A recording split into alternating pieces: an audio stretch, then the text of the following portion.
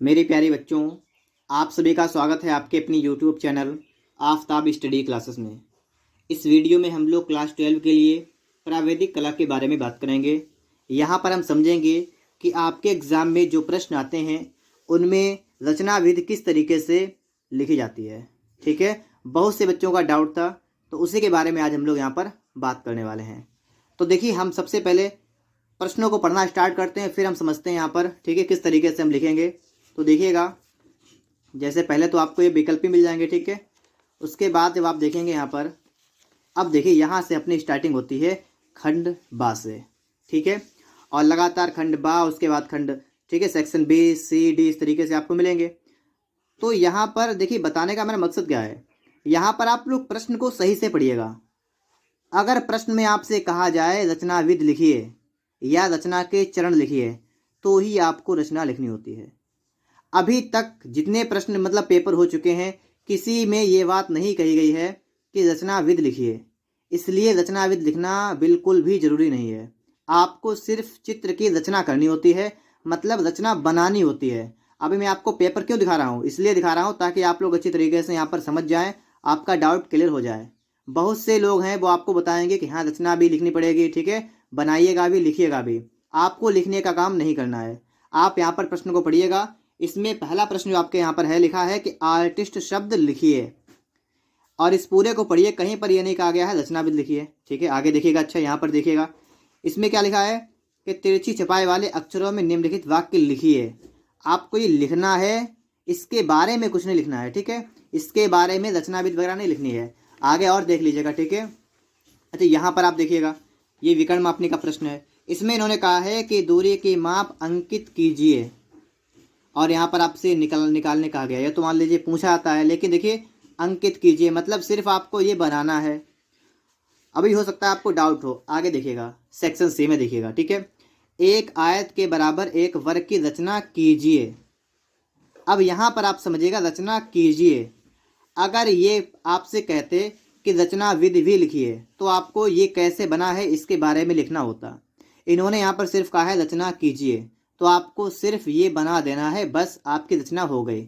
लिखना कुछ नहीं इसके बारे में है। यहाँ पर आप देख सकते हैं, इसमें भी कहा गया है कि एक त्रिभुज बनाइए, और जिसका क्षेत्रफल आपको दे रखा है, शीर्ष कोण दे रखा है। इन्होंने ये तो नहीं कहा है कि रचना विधि लिखिए, सिर्फ ये कहा त्रिभुज बनाइए, तो आपको त्रिभुज बनाना है।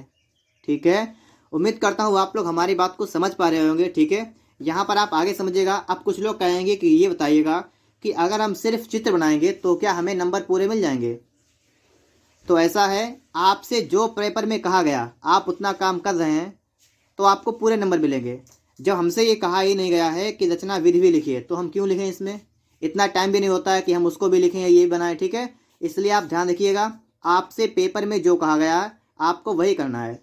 आपसे देखिए यहाँ पर क्या कहा गया है कि ये गिलास अपने पेंदे पर, ठीक है, इस तरीके से रखा है, अनिविक्षेप तथा उत्सेद खींचिए, और आपको इसकी लंबाई चौड़ाई देखिए। अगर ये यहाँ पर कहते रचना विधि लिखिए, तो आप रचना विधि लिखते। आपसे यहाँ पर ये नहीं कहा गया है, आपसे सिर्फ ये कहा गया है कि अनुविक्षेप और उत्सेद खींचिए, तो आपको सिर्फ बनाना है, ना कि इसके बारे में लिखना है कि आपने कैसे बनाया। ऐसे ही आपका यहाँ पर प्रश्न है। ठीक है, यहाँ पर वही लिखा है कि अनुविक्षेप और उत्सेद बनाइए। रचना विधि के बारे में यहाँ पर कहीं पर नहीं कहा गया है, तो आप रचना विधि नहीं लिखेंगे। ठीक है, और इसके बाद आगे देखिएगा, यहाँ पर आपका प्रश्न है, यहाँ पर भी आपसे कहा गया है कि पेड़े का सममित चित्र बनाइए, और आपको लंबाई चौड़ाई दे रखी है, तो आपको सिर्फ बनाने का काम करना है। ठीक है, यहाँ पर आगे देखिएगा, सममित चित्र बनाइए।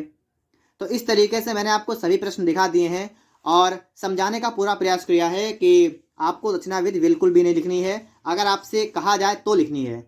फिलहाल अभी तक जितने पेपर हुए हैं, किसी में यह कहा ही नहीं गया है कि रचना विधि लिखिए। सिर्फ आपसे रचना बनाने के लिए पेपर में आती है, और उतना काम मैं आपको सिखा भी चुका हूँ।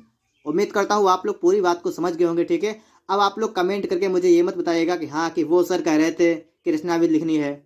मैंने आपको सब कुछ बता दिया है सामने। ठीक है, उम्मीद करता हूँ आप लोग बहुत अच्छी तरीके से यहाँ पर समझ पा रहे होंगे।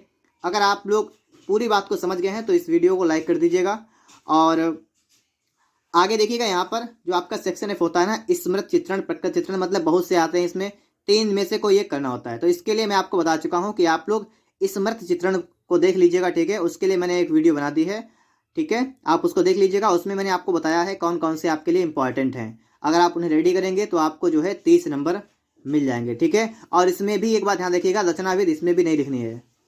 ठीक है,